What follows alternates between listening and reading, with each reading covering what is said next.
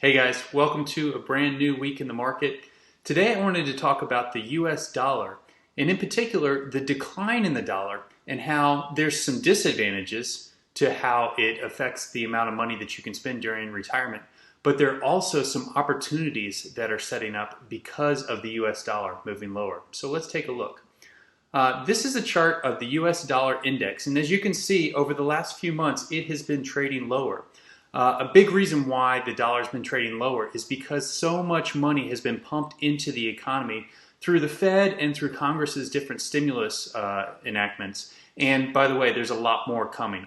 I can almost guarantee you that at some point, Congress and the President are going to reach an agreement, and we're going to see more money coming in to help companies, to help individuals because of this coronavirus crisis. The deal is, the more money you plug into the economy, the less those actual dollars become worth. And that's just simple supply and demand economics. The more you have of something, the less each individual piece is worth. And that's why we're seeing the dollar actually trade lower and each dollar become worth less compared to some other currencies in the global economy. Now, this can hurt your retirement because it means that the money that you've saved may not be able to cover the same amount of expenses that it would have if the dollar had not declined. So it's something we definitely want to keep an eye on as you move into and through retirement. At the same time, a falling dollar actually presents some real benefits to international companies. These are US companies that do business all around the world. And the reason why is there are basically two benefits to big companies, big American companies, when the US dollar falls. The first is competition. Because these companies are creating products primarily using dollars as their, when they buy raw materials and then they're selling internationally, they're able to create things cheaply and sell them more expensively in international markets. So that it basically makes US products and services more competitive on the global market. At the same time, translation, and that just simply means that companies, when they translate their profits back to dollars, gives them more profits. So think about it this way. If you earned 100 euros in your European business and you translated that back to weak dollars, it would mean you would earn more dollars once you translate that back than you would have before the dollar actually started declining. Bottom line, a lower dollar actually makes US companies more competitive overseas, and it helps drive profits for companies that create more of their profit from overseas.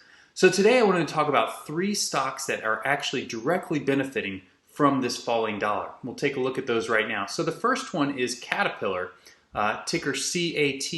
As you can see, Caterpillar declined a little bit during the financial crisis, like many stocks did, trading from 145, 150 down to 90. So that was, quite a significant pullback. But Caterpillar has been since moving higher as it appears the global economy is getting back on track. Now, Caterpillar gets 52% of its sales from outside the United States, so they definitely are an international company.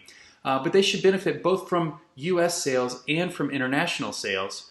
And as more countries start to use infrastructure projects as a way of beefing up their economies, of a way of creating jobs and helping their individuals and also helping their overall economy, we're going to see a lot more orders for the big equipment that Caterpillar produces.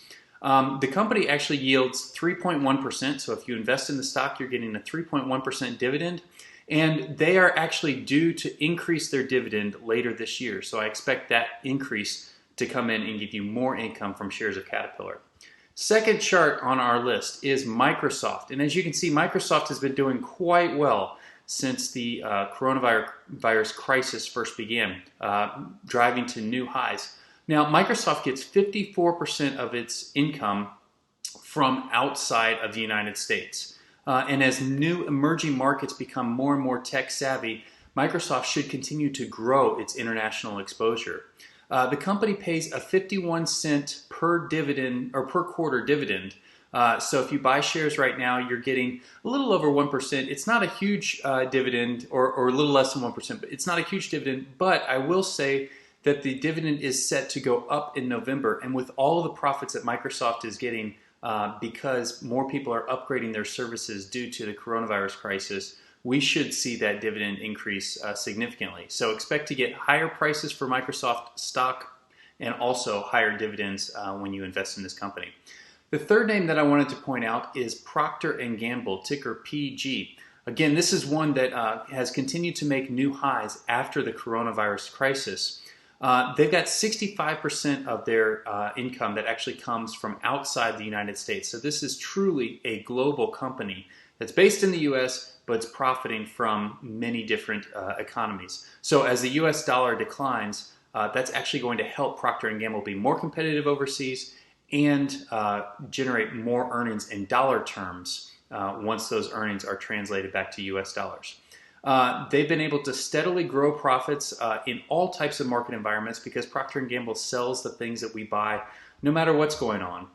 They actually have a 2.4% dividend yield, and that was increased by 6% in April. So they're actively growing their dividend quarter after quarter, year after year. And it's a great stable company to help grow your wealth during retirement and actually profit from this decline in the US dollar. So I hope you'll consider all three of these stocks for your retirement to help offset your risk of the lower dollar.